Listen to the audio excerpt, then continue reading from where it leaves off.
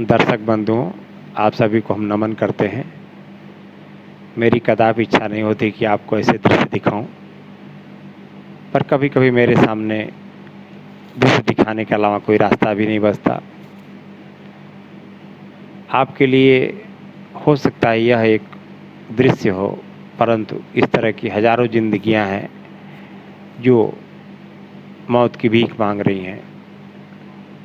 उत्तर प्रदेश के दक्षिण में स्थित सोनभद्र जनपद, जिसकी सीमाएं मध्य प्रदेश, छत्तीसगढ़, झारखंड और बिहार से लगी हुई हैं, कमोबेश सोनभद्र में हजारों लोग कुछ इसी तरह से जूझ रहे हैं।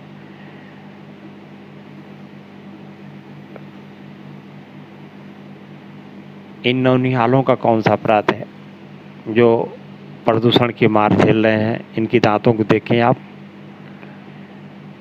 प्रायः बचपन से ये युवा होने के बजाय वृद्ध सा हो जाते हैं, पर कोई सुनने देखने वाला नहीं है।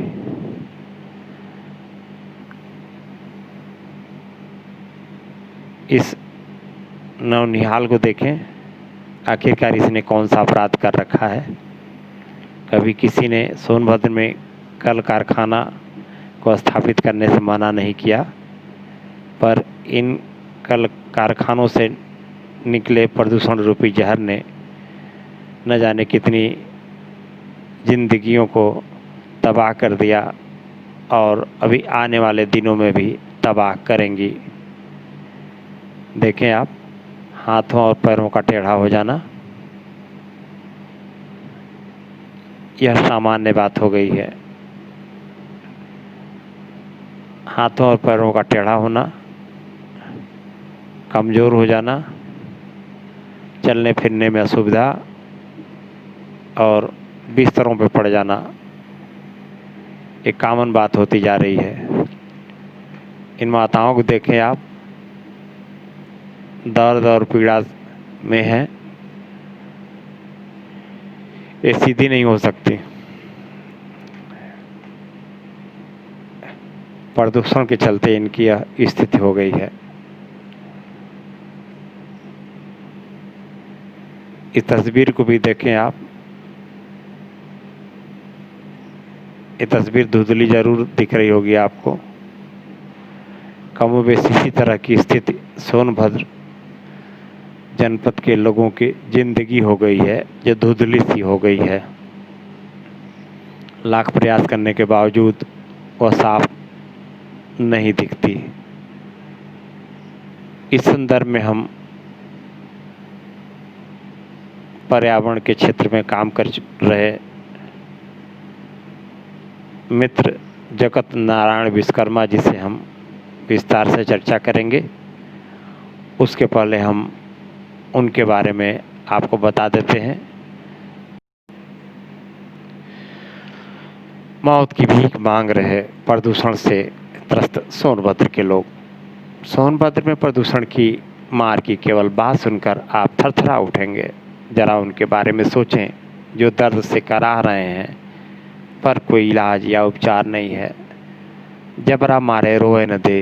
प्रदूषण पर मर रहे लोग जब अपनी बात कहते हैं तो उन्हें रोकने की कोशिशें हो रही हैं। आप सुनिए, माननीय न्यायालय के आदेश पर भी मेडिकल या जांच या शुद्ध पानी के संदर्भ में प्रगति नहीं है। मरना है तो रिहंद की मछली खाइए, आदि आदि बहुत चीज़ें आपके बीच में अभी बताई जाएंगी। अंतर्राष्ट्रीय ख्याति प्राप्त आदरणीय मित्र जगत नारायण विश्वकर्मा से बातचीत के प्रमुख अंश आपको सुनाने जा रहे हैं। कितनी भयावह स्थिति है सोनभद्र की। उसके सामने कोविड-19 कोरोना कुछ नहीं है। अंतर बस इतना है कि कोरोना वैश्विक महामारी हो चुकी है और प्रदूषण सोनभद्र की जान ले रहा है। तथ्यपरक बातों को सुनने के बाद आपकी नींद उड़ जाएगी। सोनभद्र की प्रदूषण की समस्या से लोग मर ही नहीं रहे हैं, बल्कि विकलांगों की पूरी फौज तैयार हो रही है। आखिर क्यों अनदेखी हो रही है? सोनभद्र की पीढ़ियों को क्यों बर्बाद किया जा रहा है? जिम्मेदार चाहते क्या है? जिम्मेदारों के खिलाफ अविश्वास पैदा होने से उपजी स्थिति को भविष्य में संभालना मुश्किल होगा। आदरणीय मित्र श्री जगत नारायण विश्वकर्मा जी 1991 से स्वतंत्र भारत, जनवार्ता, राष्ट्रीय सहारा, 2001 से हिंदुस्तान जैसे प्रतिष्ठित समाचार पत्रों में लिख रहे हैं। वनवासी सेवा आश्रम से जुड़कर रचनात्मक कार्य और पर्यावरण के क्षेत्र में गंगा के निर्मलीकरण को लेकर हरिद्वार उत्तरकाशी में आपने अध्ययन किया। स्वर्गीय डॉक्टर जी.डी. अग्रवाल और स्वामी ज्ञान स्वरूप सानंद के मार्गदर्शन में सिंगरौली क्षेत्र का अध्ययन किया। एनजीटी में यहाँ की प्रदूषण की समस्या को लेकर मामला दर्ज कराया, जिससे अमेरिका, फ्रांस, जर्मनी आदि देशों में भी मित्र जगत नारायण विश्वकर्मा जी की ख्याति मिली। आपके कार्यों को सराहा गया। निरंतर इसी काम में लगे हैं। इसके साथ ही देश के 20 राज्यों में युवाओं से संपर्क कर प्रदूषण के नियंत्रण को लेकर सक्रिय रहते हैं। फ्लोराइड की जांच की व्यवस्था पूरे पूर्वांचल में नहीं है। मेडिकल कॉलेज बीएचयू भी पूर्ण सक्षम नहीं है। आदि बहुत सी बातें मित्र जगत नारायण विश्वकर्मा जी से हो रही हैं। उसे सुने और अपने स्तर से कुछ कर सकें तो जरूर करें। सोनभद्र की जनता आपको आशीर्वाद जरूर देगी। यूट्यूब के आदरणीय दर्शकों को हम बता दें कि 5 जून को पर्यावरण दिवस होता है, ये हम सभी जानते हैं। विशेषकर हम सोनभद्र जनपद में पर्यावरण की स्थिति क्या है, पहले क्या थी और वर्तमान में क्या है, और यही स्थिति रही तो आगे क्या हो सकता है, इस संदर्भ में पर्यावरण के क्षेत्र में अत्यधिक काम कर चुके हमारे मित्र और प्रिय जो पत्रकार भी हैं हिंदुस्तान के, जगत विश्वकर्मा जी, उनसे हम बातचीत करेंगे। और YouTube के दर्शकों से निवेदन है कि इसे ध्यान से सुनेंगे और हमें उम्मीद है कि इसका लाभ भी उठाएंगे और अन्य लोगों में भी इसको शेयर करेंगे, जिससे उत्तर प्रदेश से नहीं वरन पूरे देश में लोग सिंगरौली जोन विशेषकर जो कहा जाता है अपना सोनभद्र पर्यावरण की दृष्टि से, इसके हक में कुछ काम हो सके। हम आदरणीय जगत विश्वकर्मा जी, हम आपसे यह जानना चाहते हैं कि आखिरकार पर्यावरण की दृष्टि से देखा जाए तो सोनभद्र में पहले क्या स्थिति थी और उसकी तुलना अब से करिएगा। जी प्रमोद जी, नमस्कार। जी जी। पर्यावरण को लेकर जो आज चिंता है लोगों में, वो स्वाभाविक है। जी जी। 1989 में मुझे लगता है सोनभद्र का गठन हुआ। उससे पहले ही यहाँ 1966 से औद्योगिकरण शुरू हुआ था। जी जी। चलते चलते लगातार हो ही रहा है। जी जी। और सोनभद्र जो पहले यहाँ के जो लोग थे वो जंगल और कृषि, 2 रोजगार इनके पास थे। जी। मतलब खेती करते थे और जो आपूर्ति उनको नहीं हो पाती थी वो जंगल से पूर्ति करते थे। घना जंगल था उस दौरान, 75% जंगल था, 25% आबादी थी। कालांतर में आते आते आज 45% जंगल है और बाकी जो कस्बे हैं, शहर है, गाँव है। जी। तो वो चीजें धीरे धीरे हम जंगल से तो आधारित जो जीवन था वो खत्म हो गया। कृषि पर आज भी है, लेकिन कृषि पर सबसे ज्यादा मैं कहूँ कि प्रदूषण का असर पड़ा है। आदरणीय जगत जी, यहाँ पे हम एक बात हम कहना चाहेंगे। मुझे लगता है कि उत्तर प्रदेश का जब बंटवारा हुआ उसके बाद सबसे अधिक जंगल तो हमारे सोनभद्र में ही बचा होगा। जी बिल्कुल बिल्कुल। और उसमें भी अब लगातार कमी आ रही है औद्योगिकीकरण के कारण। बिल्कुल औद्योगिकीकरण का बिल्कुल कमी आ रही है प्रमोद जी। और ये देखिए कि कागज के भले ही 45% जंगल हो, जी जी, लेकिन मेरे जैसे जो जंगलों में घूमते हैं देखते हैं जो स्थिति है वो मुझे लगता है कि 35 आ गया होगा, क्योंकि अंधाधुंध कटान और कब्जे हो रहे हैं। जी इस जी पर कब्जे हटाए नहीं जा पा रहे हैं, चाहे वो शासन कमी रही हो, चाहे जिला प्रशासन की। जी जी और इसके कारण जो है लगातार वनों का घनत्व घट रहा है। जी जी ठीक है। जी जी दूसरी बात यह है कि एक तरफ वनों के कटने और उस पर अनधिकार जोधपुर से पर्यावरण का भी नुकसान हो रहा है, खनन हो रहे हैं, ये सब हम जानते हैं। सोनभद्र खनन का एक बड़ा हब है, अवैध खनन का भी, लीगल का भी, इसमें कोई शक नहीं है। और इससे पर्यावरण का बहुत बड़ा नुकसान हो रहा है, जिसको लेकर के सोनभद्र की ही नहीं पूरे देश की जनता इसको जानने तो लगी है सोनभद्र में क्या चल रहा है। लेकिन हमारे तरफ से, मतलब पब्लिक की तरफ से और सरकार के तरफ से, दोनों तरफ से पहल मुझे नहीं दिखाई देता। जी जी इसमें शायद आप भी सहमत होंगे, क्योंकि अगर पहल होता तो कुछ न कुछ रिजल्ट सामने आता। हम पूरी तरफ से सहमत हैं। हमें लगता है कि एक बार सर्वे का काम हुआ भाई प्रेम भाई के उसमें, परंतु उसमें भी काफी विवाद की स्थिति बनी रही, निपटारे नहीं हुए। और दूसरी चीज फिर बीच में यह भी आया कि जो लोग जहाँ जोत कोड़ कर रहे हैं उन पर उन्हें खेती करने की अनुमति दी जाए। वह भी विवाद चाहे वन विभाग की ओर से रहा हो या शासन की ओर से रहा हो, उसका ठीक ठाक से शीघ्रता से निपटारा नहीं किया गया, जिसकी वजह से जंगल लगातार कम होता गया और अभी कम हो ही रहा है। जी जी जी बिल्कुल। और दूसरी जो अभी वर्तमान सोनभद्र की जो समस्या है, जी जी समझ रहे हैं, जी जी, वो स्थिति है कि सोनभद्र और सिंगरौली, जैसा आपने शुरू में ही कहा था, जी जी, ये पर्यावरण की दृष्टि से सिंगरौली एक जोन है, जी जी, जिसमें चौपन से लेकर इधर पूर्व में कन्हर नदी और पश्चिम में जो है वो सिंगरौली जिले का जो है कुछ हिस्सा ये सिंगरौली जोन में आता है। जी जी, और सिंगरौली जोन में इस समय 21,500 मेगावाट बिजली पैदा होता है। जी, 350 छोटी मोटी सब ये फैक्ट्रियां हैं। जी जी, और कोयला यहाँ जो जलता है प्रमोद जी, वो 3,26,000 टन पर डे जलता है। अंदाजा लगाइएगा। एक बार जगत जी ये बता दें कि फिर से कुल कितनी क्षमता की इकाइयां हैं और छोटे मोटे कुल उद्योग करीब कितने हैं? जी एक बार जरा जी। मैं बिल्कुल बिल्कुल प्रमोद जी, मैं इसको फिर से दोहरा दे रहा हूँ कि ये जो सिंगरौली जोन है, जी जी, केवल बिजली के मामले में यहाँ जो है 3,26,000 टन रोज कोयला जलता है और उससे 1.25 लाख टन राख निकलता है। अंदाजा लगाइएगा। जी जी। इसके अलावा 350 लगभग छोटे मोटे उद्योग हैं, जो इसको कह सकते, कोई केमिकल का है, कोई एल्युमिनियम का, जैसे भी जी जी, क्रशर है, ये सब करके सिंगरौली और यहाँ ओबरा से लेकर के। जी जी। तो इससे जो प्रदूषण होता है जी जी, वो बहुत तो ही महामारी का रूप ले चुका है।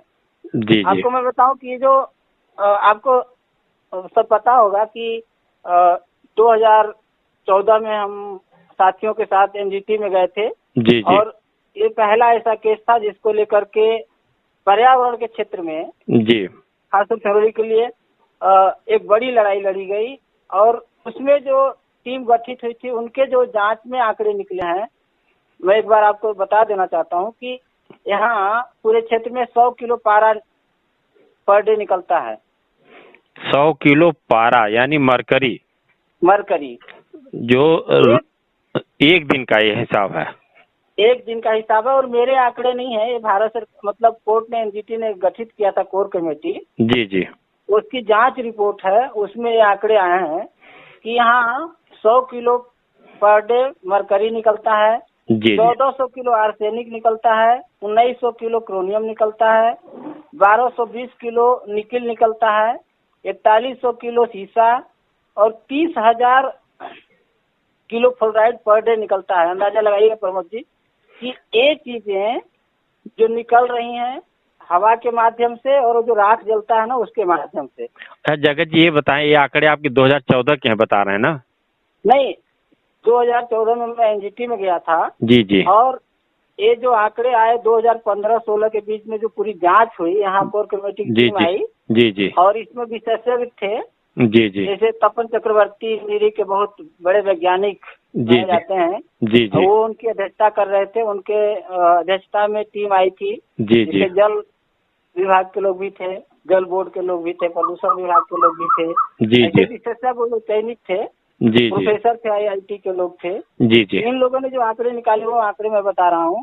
तो जगत जी एक चीज और इसके साथ ही उस बात को हम पूरा कर लें, फिर आप अपनी बात पूरा करेंगे जी जी कि जब मान लीजिए 16-17 या 18 के अगर ये आंकड़े हैं तो इसका मतलब है कि 19-20 में इन आंकड़ों में और इजाफा हुआ होगा। बिल्कुल, इसमें कोई शक नहीं है, आंकड़ों में और इजाफा हुआ होगा क्योंकि कोई चीजें रुकी तो नहीं है। जी जी जी अब अपनी बात पूरा करें जी। जी तो इसके जो प्रभाव हैं, एक बार मैं प्रभाव पे डालना चाहता हूँ। निश्चित निश्चित। जो फ्लोराइड है जी वो जी आप सोनभद्र में आप जानते हैं कि 4 ब्लॉकों में चौपन, मेवरपुर, बभनी, दुद्धी, इसमें पूर्व सीएमओ जो यहाँ थे SK सिंह, जी जी उनका जो सब था कि 10,000 लोग प्रभावित हैं। जी और मैं भी मानता हूँ कि 10 से 15,000 लोग फ्लोराइड से प्रभावित हैं जी और जी कम से कम 1,000 लोग ऐसे हैं जो बिल्कुल विकलांग हो चुके हैं। उनके पैरों में दर्द है, कमर में दर्द है, वो चल नहीं सकते। ऐसी संख्या भी 1,000 से ऊपर है, कम नहीं है। तो फ्लोराइड का है। हम एक चीज और इसी के साथ उसमें जोड़ देते हैं यूट्यूब के अपने दर्शकों के लिए। क्या आदरणीय देखिए जगत विश्वकर्मा जी से हमारी बात हो रही है, ये सारी चीजें आप लोगों को बता रहे हैं, आप लोग इसको शेयर करेंगे। और एक महत्वपूर्ण चीज बता दूं कि प्रदूषण की मार झेल रहे लोगों के लिए लगातार जगत विश्वकर्मा जी काम कर रहे हैं और वे खुद फ्लोराइड के चपेट में आ गए हैं। सबसे जो संकटपूर्ण बात यहाँ पर है, इसको हम दर्शकों को जरूर बताना चाहेंगे। जी जगत जी आगे अपनी बात पूरा। प्रमोद जी आपने दर्शकों को बताया जी।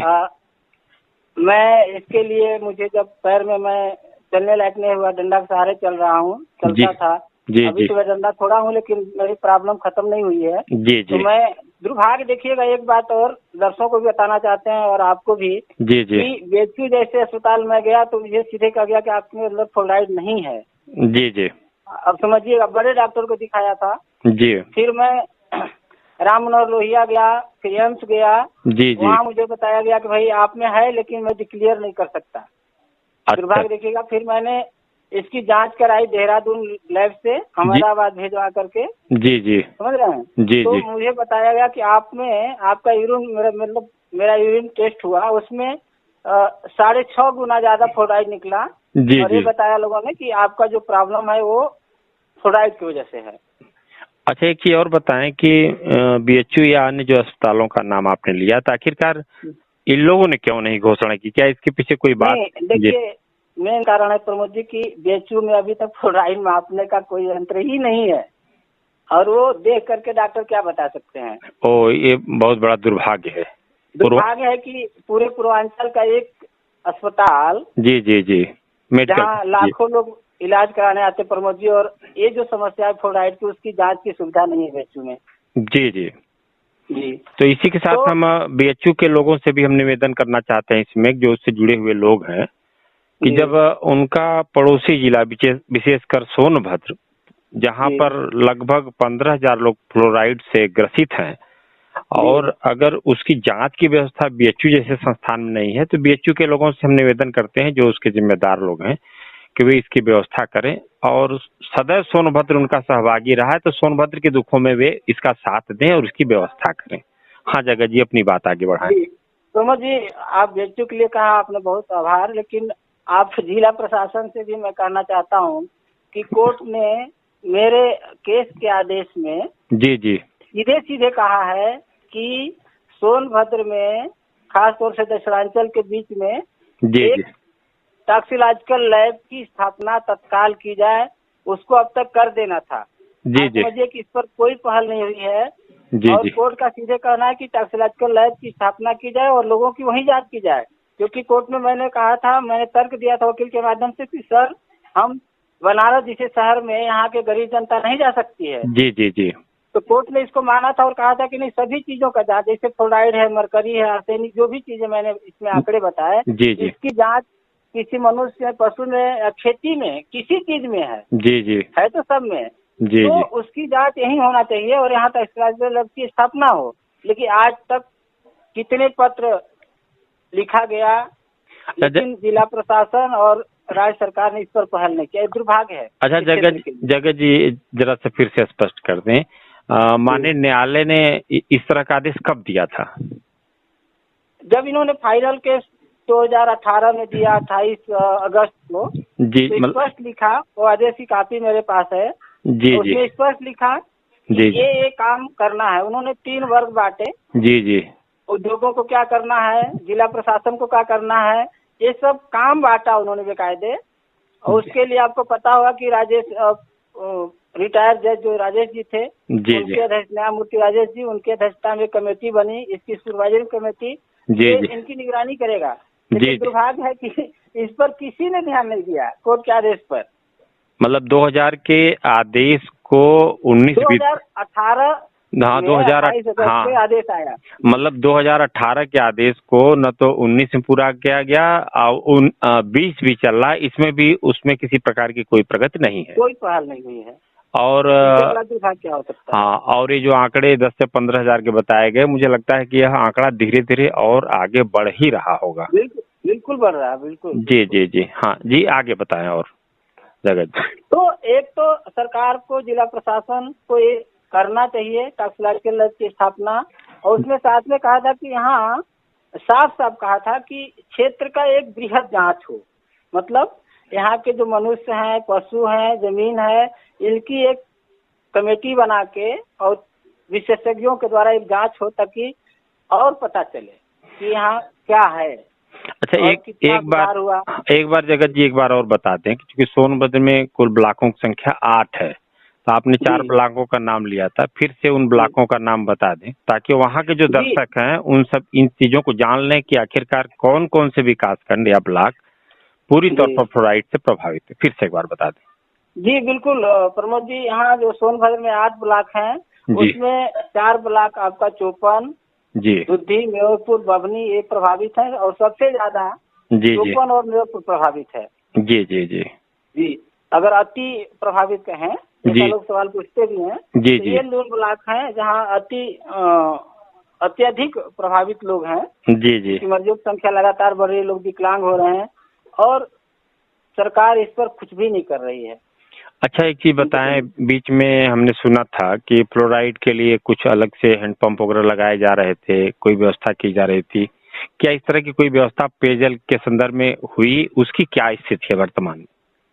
देखिए, सरकार ने 2 तरह की बात कही थी कि हम ये करेंगे। एक तो योजना बनी है, वो शायद 22 तक पूरा होगी, अभी तो शुरू भी नहीं हुई है। जी जी कि यहाँ डोर टू डोर हम पानी सप्लाई करेंगे। वो कहाँ से करेंगे, कैसे करेंगे, शुद्ध पानी कहाँ से लाएंगे, ये एक समस्या है। जी जी लेकिन जो आप हैंडपंपों की बात कर रहे हैं, हैंडपंपों में रिमोवल प्लांट लगाने की बात हुई थी, सरकार ने कुछ पहल भी किया था, लेकिन वो कॉन्ट्रैक्ट बेस्ड था और कॉन्ट्रैक्ट जैसे खत्म हुआ उसको मिला नहीं, फिर उसी तरफ दम पड़े हैं। जी कहीं भी उस तरह की कोई काम नहीं चल रहा है। मतलब कुल मिलाकर के कहा जा सकता है कि कागज पे कुछ अधिक काम हो रहे हैं और जमीन पर उसका कोई भी असर नहीं नहीं हो रहा, जिसका लाभ लोगों को मिल सके। जी हाँ, या हम यह भी कह सकते हैं कि इस क्षेत्र में अगर उससे जुड़े हुए लोग जिन्होंने ऑर्डर किया है या जिनको पालन करना है, अगर उन लोगों का यहाँ रहना होता तो हो सकता है कि कुछ काम हुआ होता। जी बिल्कुल। देखिए, एक चीज तो मुझे प्रमोद जी कहना है कि दिल्ली में जो उद्योग था या कहिए फैक्ट्री तापी परियोजना था, आपको पता होगा ना? हाँ जी। उसको सुप्रीम कोर्ट के आदेश से उसको वहाँ से हटा दिया गया। जी जी क्योंकि वहाँ प्रधानमंत्री रहते हैं, राष्ट्रपति महोदय जी रहते हैं और लोग वीआईपी लोग रहते हैं, देश के बड़े नेता रहते हैं, तो उनको तो चीजें दिखी।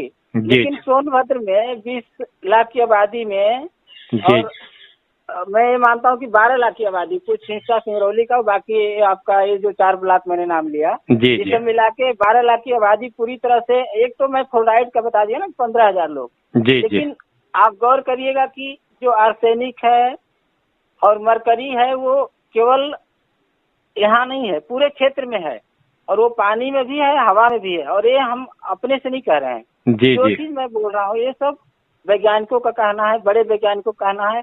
बेकायदे उनकी 400 कुछ पेज की रिपोर्ट आई है, जी जी उसमें सब कहा है कि हाँ, हवा और पानी दोनों में मरकरी है। तो जी आप ये देखिएगा कि फ्लोराइड से लोग विकलांग हो रहे हैं, चरपाई पकड़ रहे हैं, लेकिन जी जी इसके अलावा जो जी मरकरी जो प्रभाव डाल रहा है, हजारों लोग एक तरह से मतलब अर्ध विक्षिप्त, आप समझ सकते हैं इसको, जी जी जी जी दर्शक भी समझ रहे होंगे कि अर्ध विक्षिप्त हो जा रहे हैं, क्योंकि इसका अटैक होता है मस्तिष्क पे, जी शरीर पे। जी जी तो एक तो कंपन होने लगता है, शरीर में थरथराहट होती है, दूसरा कि वो जैसे सोचने की शक्ति जो है ना, वो क्रिया को खत्म कर देता है। जी जी जी तो इसके प्रभावित एक पर सरकार के पास कोई आंकड़े नहीं है, ठीक है, लेकिन 2012 में ही एक प्रतिष्ठित संस्थान है CST जी दिल्ली, जी उसने सैंपल लिया था और लखनऊ में कॉन्फ्रेंस करके पूरा बताया था जी कि जी मरकरी का क्या प्रभाव है सोनभद्र में। मरकरी की उसने जांच की, लोगों का ब्लड लिया, नाखून लिया, बाल लिया, इन 3 चीजों से मरकरी की जांच होती है, जी समझ रहे हैं। जी जी जी तो जांच हुई तो उसमें दुनिया का सबसे ज्यादा मरकरी वाला क्षेत्र जो है, अनपरा का एक टोला है, जी वहाँ मिला था। और आपका एक हराही जी डैम किनारे का गांव है, या जी कह लीजिए बनवासी सेवा आश्रम से 2 किलोमीटर दूर का गांव है, जी वहाँ एक कैलाश है, एक सोनिया करके लड़की, उनमें मिला था। जी इतना ज्यादा भी तक जो जांच दुनिया में हुआ है मरकरी का, जी जी इतना ज्यादा मरकरी नहीं है। तो हम केवल फ्लोराइड से नहीं जूझ रहे हैं, हजारों हजार लोग ऐसे हैं जो मरकरी से भी जूझ रहे हैं, जिनके शरीर में, बाल में, नाखून में मरकरी प्रवेश कर गया है। हाँ जगत जी, मरकरी जिसे पारा भी कहते हैं लोग, तो पारा की स्थिति तो ये है जो मुझे पता है कि फिलहाल इसका कोई इलाज भी नहीं है। दूसरी चीज जो हमने पढ़ा समझा कि पारा का असर शरीर पे हो जाता है, तो उसके अंदर शारीरिक संरचना इस तरह से हो जाती है कि कोई मेडिसिन जब दी जाती है तो वह भी कारगर साबित नहीं होती। सबसे दुखद पहलू इसका यह है कि जो मरीज है उस पे दवा भी दी जाए तो भी उस दवा का लाभ उस मरीज को नहीं प्राप्त, जो सबसे खतरनाक बात है। जी बिल्कुल खतरनाक बात है। और जरा इसको बताएं कि पारा की शुरुआत कहाँ से, जैसे कोयला है, राख है, नदी है, फिर नदियों के माध्यम से, और जो जल स्रोत हैं, जरा खेती है, वायु है, जल है, जरा इसको थोड़ा सा विस्तार से बताएं। बिल्कुल बिल्कुल विस्तार से बताएंगे जी। पहले मैं एक बात और बता देना चाह रहा हूँ कि जो पारा की जानकारी दुनिया में पहली बार हुई जी, ये अब सब जानते हैं, जापान में जो है मानामिटा में हुआ। जी जी जी जी जी। और यहाँ जैसे लोग मरकरी जो भी पारा जो भी प्रयोग करते थे उसको समुद्र में फेंकते थे, और समुद्र की मछलियां लोगों ने खाया और लाखों लोग प्रभावित उससे हुए। यहाँ से इसकी शुरुआत हुई, तो लोग जाने कि हम मरकरी कितना नुकसानदेह है। हम सोनभद्र सिंगरौली की बात करते हैं प्रमोद जी, तो यहाँ जो उद्योग हैं, खास तौर से जो तापी परियोजनाएं हैं, कोयला जब जलता है ना जी, तब जो सूक्ष्म अवस्था में पारा है वो प्रकट हो जाता है। जैसे ही जलता है 1500 डिग्री पे कोयला, तो ये जो है अपने अस्तित्व में आ जाता है पारा। ऐसे इससे पहले कोयला है जो पत्थर कोयला उसमें है, लेकिन वो जो है प्रकट नहीं होता है। जैसे ही जलता है ये प्रकट होता है। और आप जानते हैं कि जितने आंकड़े मैंने बताया, अगर पर डे 3,26,000 टन कोयला रोज जलता हो और 100 किलो निकलता हो मरकरी, तो वो 2 तरह से हमारे यहाँ आ रहा है। एक तो उनका जो राख निकलता है वो किसी न किसी माध्यम में, आप हम सब जानते हैं कि जितने भी ऐश पाउंड बने हैं काफी परियोजना के, चाहे आपका ओबरा हो तो सोन नदी में जाता है, अनपरा है तो रिहन जलाशय में जाता है, सिंगरौली है तो रिहन जलाशय में आता है। दुखद है कि आपको पता है कि एसआर पावर प्लांट और इसका जो है पूरा एसडम एक साजिश के है टूटा, और वो सब राख जो है रिहन जलाशय में आया। तो अमूमन जगत जी, अमूमन जितनी भी राख के लिए इन्होंने बंदियां बना रखी हैं जी, 1 बाय 1 करके 1 साल 2 साल के अंतराल पर कहीं न कहीं उनके टूटने की स्थिति बनती ही है। जी बिल्कुल। और जी, जब ने कोर्ट ने सीधे कहा है कि एक रत्ती राख भी रिहन जलाशय में न छोड़ा जाए, ये रिटेन में दिया है। जी, फिर भी ये जा रहा है। अनपरा में आप देखें कि नदी की तरह बहता है राख, उनका नदी की तरह रिहन जलाशय में जाता है। जी, तो इसका जो असर है सबसे ज्यादा जो मरकरी निकल रहा है वो तो कोयला जलने से निकलता है। जी जी जी जी, इसका मूल स्रोत जो है कोयला से है। और ये 2 रुपए में हमारे यहाँ आता है। एक तो हवा में आता है तो वो हमारे सांसों में, हमारे खेत में, हमारे पानी में आता है। इसीलिए आप देखेंगे कि जब जांच हुई तो टीम भी आश्चर्यचकित हुई कि भाई यहाँ तो मिल रहा है, ठीक है, लेकिन ये कुछ वहाँ के तालाब में मरकरी मरकरी कोई पैदा होने वाली अपने चीज नहीं है। जी जी, वो तो कोयला जलता है और हवा में उड़ता है, चाहे जिसी माध्यम से तो आता है। जी जी, तो ये आता है, घास पे भी गिरेगा तो पशु खाएगा तो उसके दूध में जाएगा। इसलिए यहाँ के पशुओं के दूध में भी जांच इससे पहले हुआ था, बहुत पहले। जी जी जी, सरकार ने ही करवाया था। जी तो जी, दूध में भी मरकरी है। आप बच कहाँ रहे हैं? किसी चीज में हम नहीं बच रहे हैं।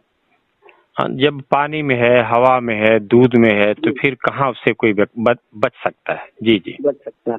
जी प्रमोद जी, और तो ये बताएं कि जो नदियों में राख जा रही है, पारा नदियों में जो मिल रहा है, तो उन जल स्रोतों के माध्यम से जो आसपास के कुएं हैं, तालाब हैं, हैंडपंप है, जहाँ उनके स्रोत जाते हैं, जी बिल्कुल, वो सारी एरिया। जी, रिहन जलाशय के आसपास 400 गांव हैं। मतलब 40 किलोमीटर के दूर के अंदर में 400 गांव हैं। जी जी, और यहाँ के जो हैंडपंप है, कुआं है, वो तो रिहन जलाशय पर निर्भर है। आप ही जान रहे हैं जी और जी, हमारे दर्शक भी जान रहे हो, क्योंकि एशिया का सबसे बड़ा कृत्रिम जलाशय है जी जी, रिहन जलाशय।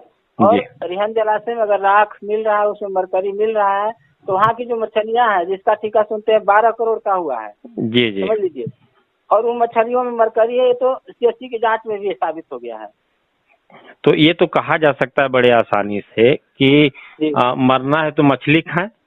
अब तो स्थिति ये बन गई, भले मछली खाएं, मरना है तो हाँ, मरना है तो मछली खाएं, जीना है तो मछली खाएं नहीं, बल्कि मरना है तो मछली खाएं। क्योंकि जो आपने बताया कि पानी में मिला है और उस पानी का उपयोग मछलियां करती हैं उनके शरीर में, उसके माध्यम से फिर इंसान के शरीर में जा रहा है।